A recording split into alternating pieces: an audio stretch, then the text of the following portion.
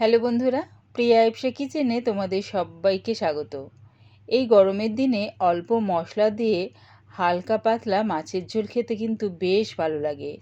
তাই আজকে তোমাদের সাথে শেয়ার করলাম রুই মাছের ঝোল। রেসিপিটা ভালো লাগলে প্লিজ আমার চ্যানেলটিকে লাইক ও শেয়ার করে দিও। তবে দেখে নাও আমি এটা কেমনভাবে তৈরি করি। আমি রুই মাছ দিয়ে করছি, তোমরা চাইলে এটা কাতলা মাছ দিয়েও করতে পারো।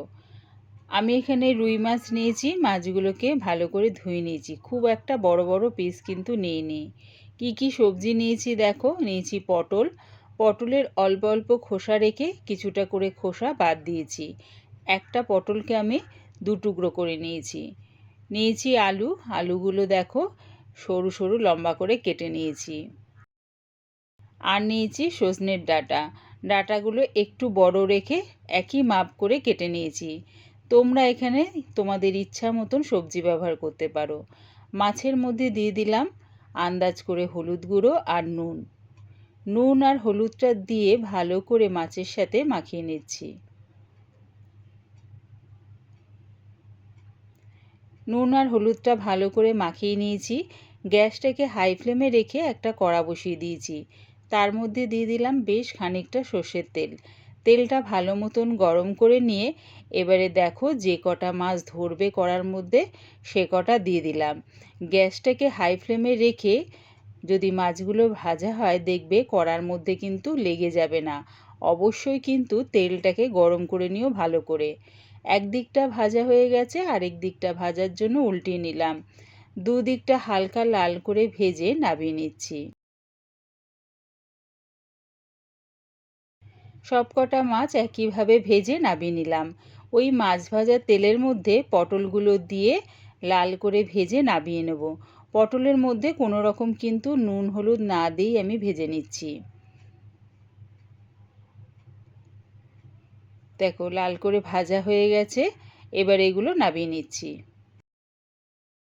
এবারে গ্যাসটাকে মিডিয়ামে রেখে ওই তেলের মধ্যে দিয়ে দিলাম ফোড়নের জন্য দু টুকরো দারচিনি আর দুটো ছোটো এলাচ। এলাচটাকে আমি ফাটিয়ে দিয়েছি। দিলাম দুটো শুকনো লঙ্কা আর হাফ চামচ কালো জিরে। যখন দেখবে ফোড়নের থেকে সুন্দর একটা গন্ধ বেরোচ্ছে তখন দিয়ে দিলাম একটা বড় সাইজের পেঁয়াজ কুচি। পেঁয়াজটা একটু তেলের সাথে নাড়িয়ে চাড়িয়ে দিয়ে দেবো আলুগুলো।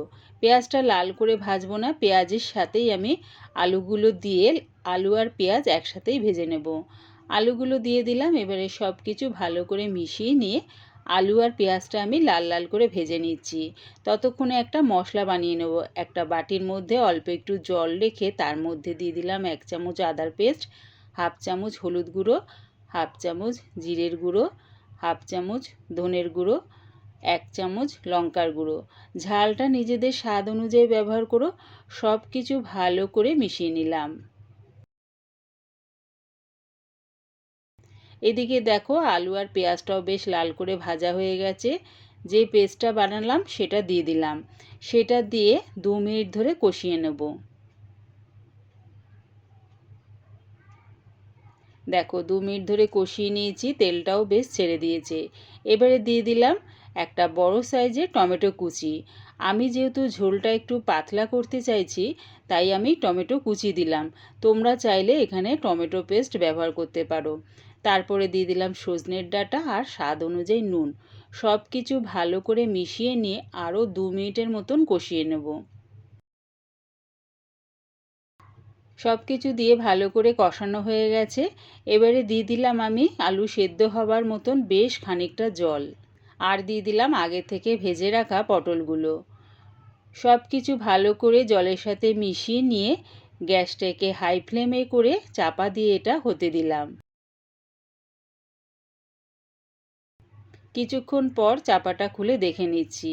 দেখো আলুটা কিন্তু খুব সুন্দরভাবে সেদ্ধ হয়ে গেছে। এবারে দিয়ে দিলাম মাছ ভাজাগুলো। দিয়ে দিচ্ছি 1 মুঠ ধনেপাতা কুচি। ধনেপাতা কুচিটা অবশ্যই ব্যবহার করো। দেখো পাতলা কোনো মাছের ঝোল যদি করতে যাও একটু যদি ধনেপাতা কুচি দাও না, ঝোলের স্বাদটা দ্বিগুণ মাত্রায় বেড়ে যায়। সব কিছু দিয়ে আরও 1 মিনিটের মতন গ্যাসটাকে স্টিমে করে চাপা দিয়ে এটা ফুটতে দিলাম। তাহলে কি হবে, মাছের মধ্যে ঝোলের স্বাদ আর গন্ধ খুব সুন্দরভাবে ঢুকে যাবে। রেডি হয়ে গেছে আমার হালকা পাতলা মাছের ঝোল। এবার এটা নামিয়ে নিলাম। অল্প মশলা দিয়ে আমার এই রুই মাছের ঝোলের রেসিপিটা পুরো দেখার জন্যে প্রিয়া ইপসা কিচেনে থেকে তোমাদের সবাইকে অনেক ভালোবাসা রইল। রেসিপিটা ভালো লাগলে প্লিজ আমার চ্যানেলটিকে সাবস্ক্রাইব করে দিও।